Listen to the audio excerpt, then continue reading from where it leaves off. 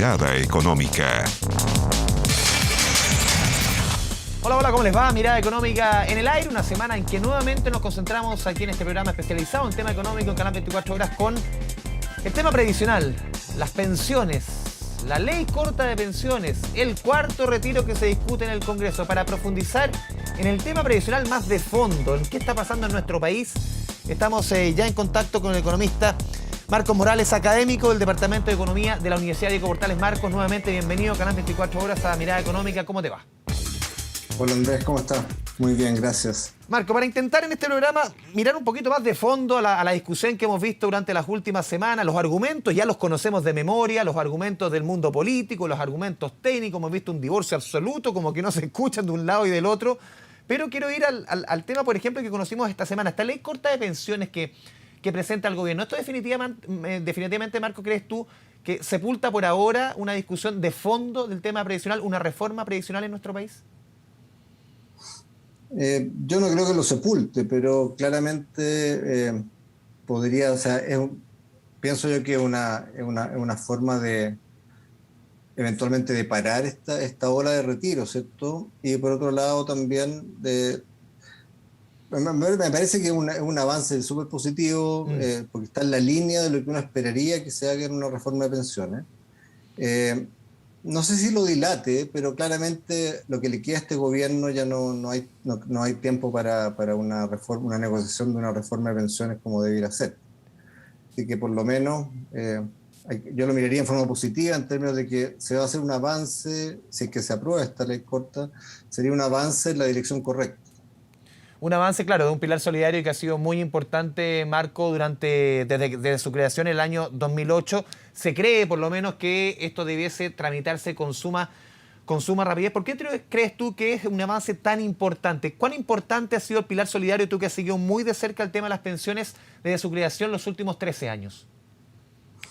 Mira, yo creo que es fundamental porque claramente el problema que tiene un sistema de capitalización individual, ¿cierto?, en el que está basado el sistema de pensiones chileno, antes de la existencia del pilar solidario, básicamente la gente iba a obtener, ¿cierto?, la pensión autofinanciada, que es lo que hoy día se obtiene a través del ahorro obligatorio y eventualmente el ahorro voluntario.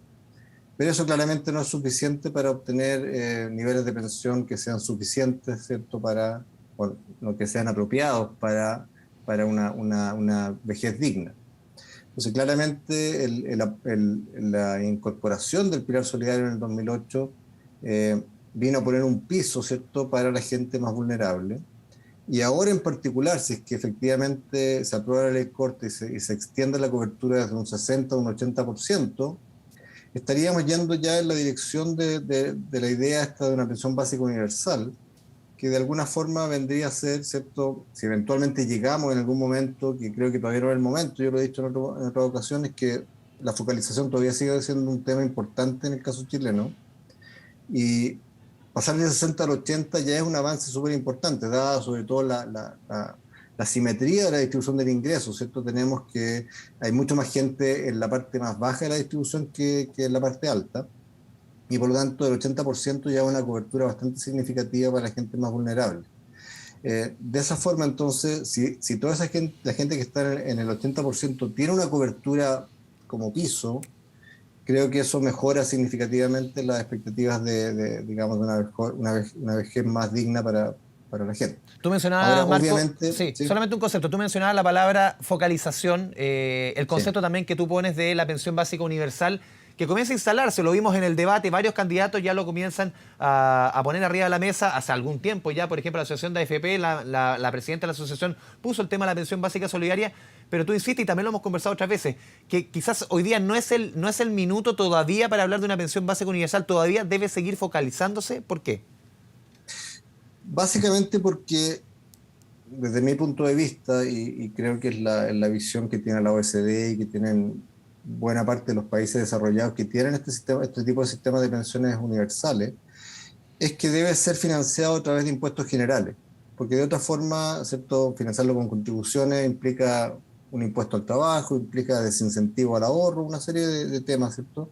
Y en general la solidaridad y los las transferencias, ¿cierto? Que son progresivas, debieran ser financiadas con impuestos, ¿cierto? O con fondos del presupuesto nacional. Entonces, claramente hoy día en Chile, la gente que paga impuestos es muy poca, ¿sí?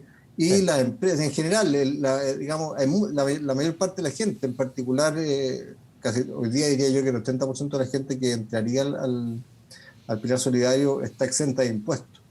Y en general, entonces, a diferencia de países desarrollados donde todo el mundo paga impuestos y la carga tributaria además es bastante más alta que en Chile, eh, parece que, o sea, cuesta pensar en que hoy día o sea, tengamos una cobertura de 100%, porque todavía el país no tiene el nivel de ingresos. Piensa tú que en la OECD, por ejemplo, el promedio de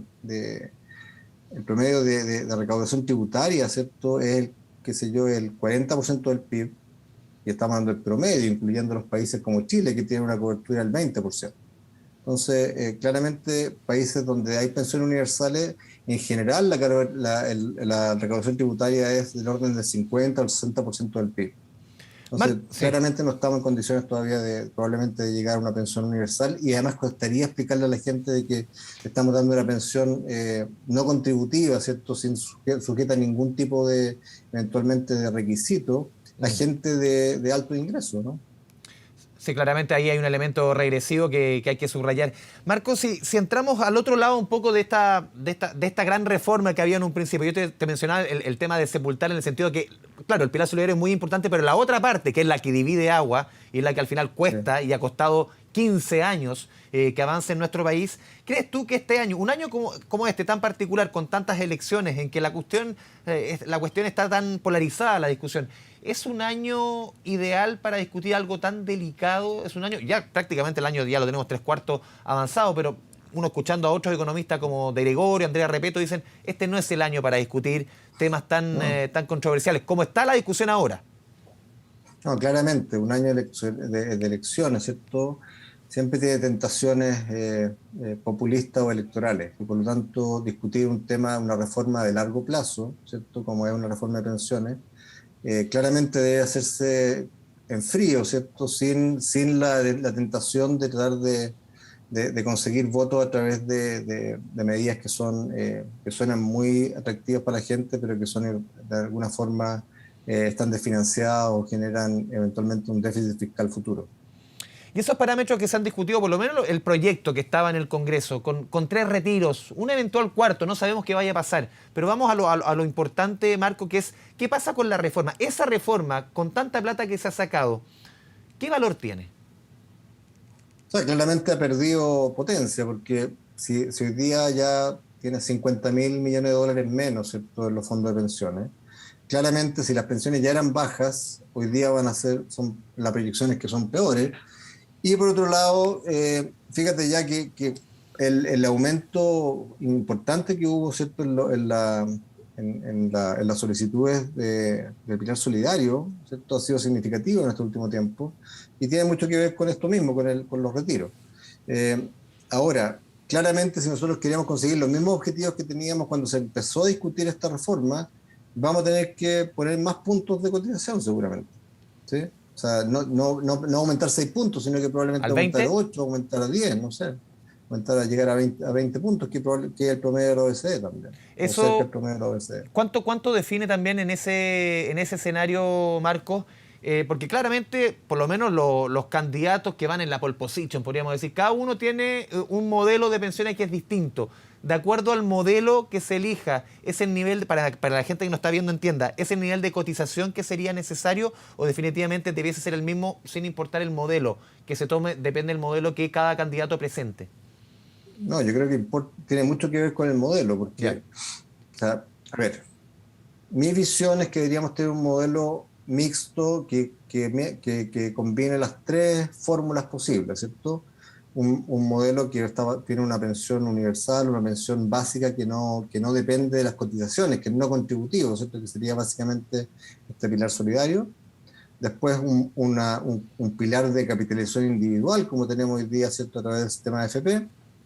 Y un pilar adicional que podría ser un pilar de seguros, como yo he mencionado en alguna ocasión, que básicamente es donde tú tienes cuentas nacionales y tienes una cuenta colectiva donde tú puedes hacer transferencias, ¿cierto?, de unos a otros y claramente también usar la lógica de seguros que nos ayuda a financiar eficientemente, ¿cierto?, estos eventos de baja probabilidad para un subconjunto del total de personas que están cotizando.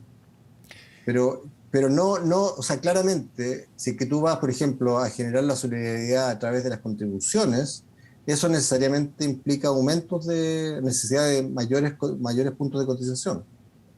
Si hace la solidaridad a través del pilar solidario, eso se financia con impuestos y por lo tanto no necesariamente implica mayor puntos de contribución. O Y por sea, otro claramente lado, si dependiendo del usa, modelo, dices tú, el nivel de cotización para quienes nos están viendo puedan entender un poco la discusión, que es árida, pero al final va a repercutir en nuestro futuro.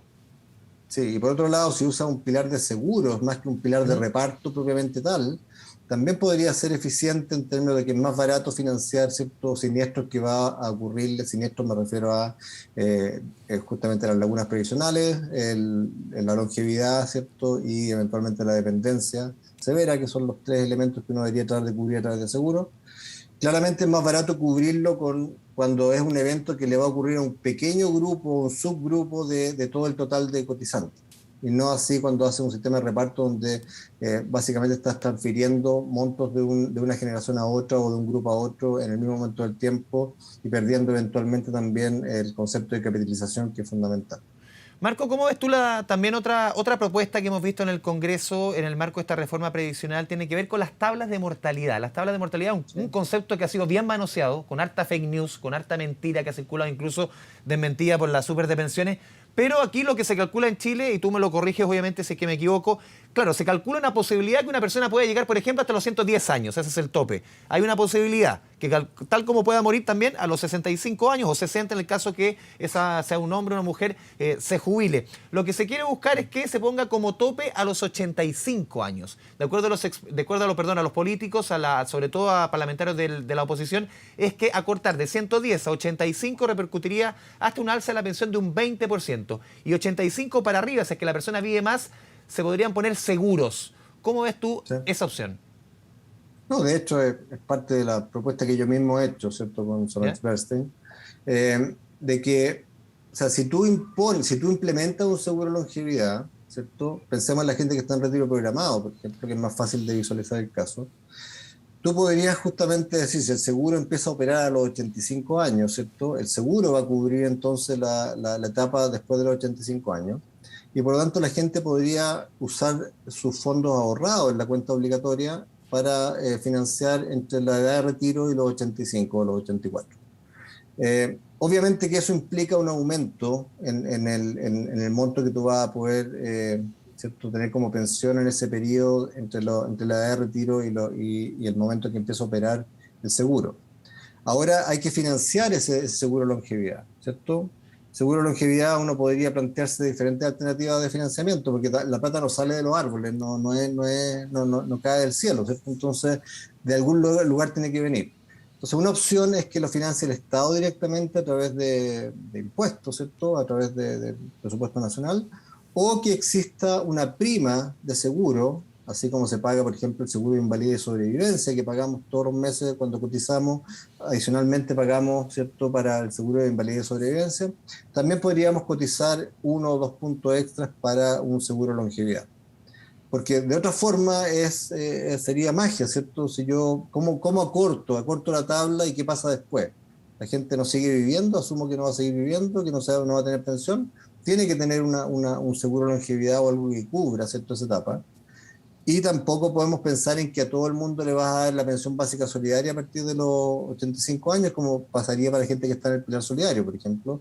A la gente que tiene pensión básica solidaria, claro, tiene un seguro de longevidad porque están cubiertos por la pensión básica solidaria, pero no tiene sentido que una persona que tenía un nivel de ingreso o una pensión más alta, ¿cierto?, de un día para otro caiga su pensión a un 30%, a un 40% de lo que tenía antes. Entonces, lo más lógico sería usar un mecanismo donde hay una relación, estén alineados, ¿cierto?, cuánto va a ser el seguro de longevidad que va a recibir comparado con lo que recibía en su etapa de autofinanciada de la pensión, si tú quieres. Marco, vamos a ir a la pausa aquí en Mirada Económica, Canal 24 Horas. Te pido que te mantengas conectado. Estamos conversando con el economista Diego Portales, Marco Morales, justamente un tema tan sensible como las pensiones. Ir un poquito al fondo, salir un poquito de la coyuntura, entrar a la discusión previsional, a los temas que importan y que van a importar 30, 40, 50 años más. Marco, nos mantenemos conectados. Vamos a la pausa aquí en Canal 24 Horas.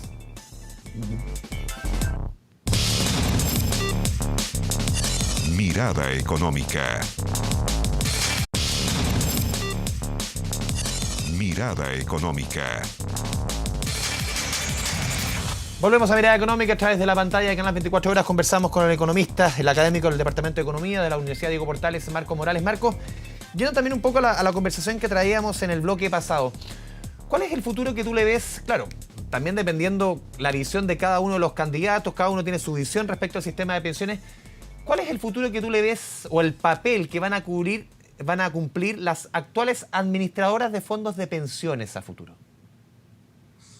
Mira, la verdad que digamos, el discurso político de los candidatos, o al menos de buena parte de ellos, y dado lo que uno observa, ¿cierto?, la animadversión que hay respecto de la AFP, que probablemente tiene una buena parte de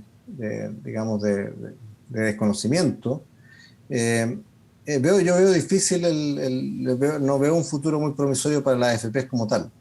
Ahora, lo que a mí me preocupa realmente, más que la AFP, ¿cierto?, es la capitalización individual.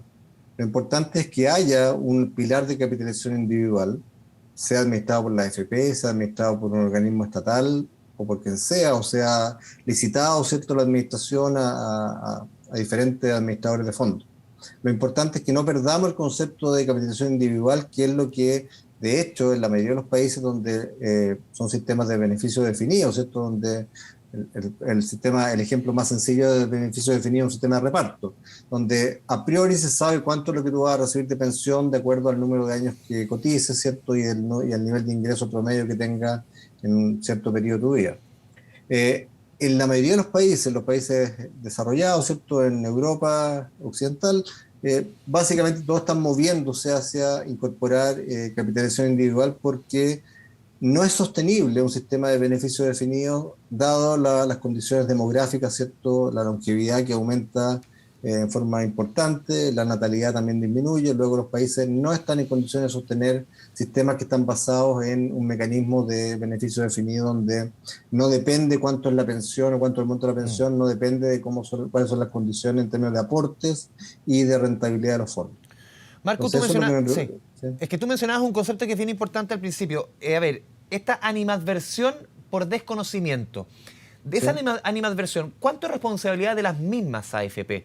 Por muchas veces focalizar solamente en gestión, tenemos buenos números, pero no crear durante 40 años cultura previsional. Lo importante, lo que dices tú, es el ahorro, lo importante es lo que es la previsión, es la cartola que te llega. Vinieron a reaccionar cuando ocurrió el movimiento No Más AFP, el año julio del 2016. De ahí para atrás era re poco.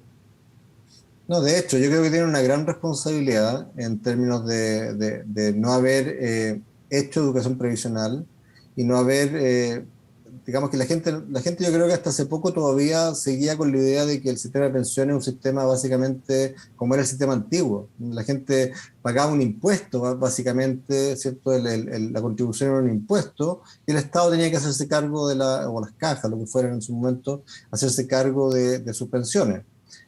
Por eso que ahora con el tema de los retiros, ¿cierto?, de alguna forma el efecto positivo que puede haber tenido los retiros, dentro de lo malo que son, ¿cierto?, para el sistema de ahorro, es que la gente verificó que su dinero estaba ahí y que el dinero no eran solamente cuentas, digamos, eran registros contables, sino que el dinero efectivamente estaba porque lo pudieron obtener al pedir los 3 retiros que se han hecho.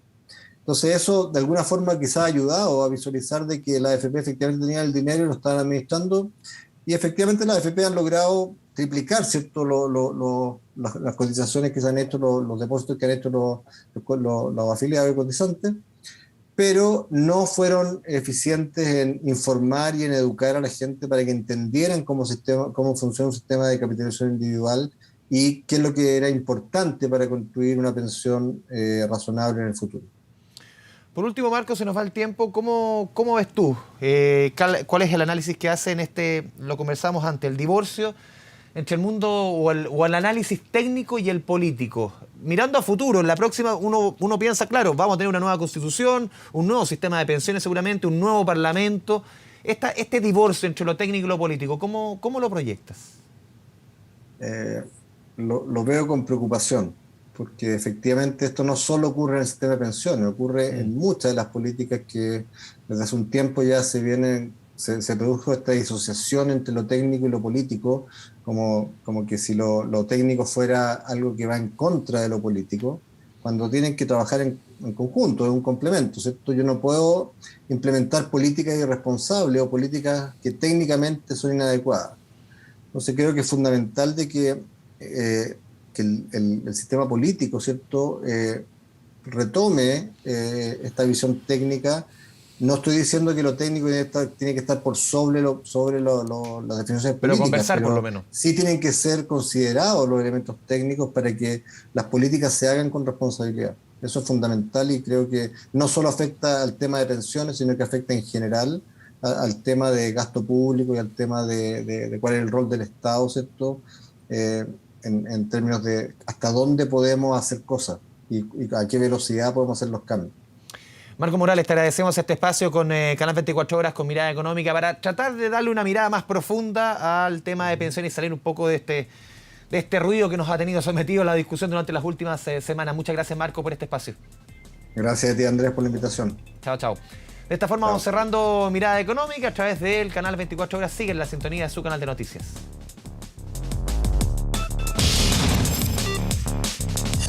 Mirada Económica.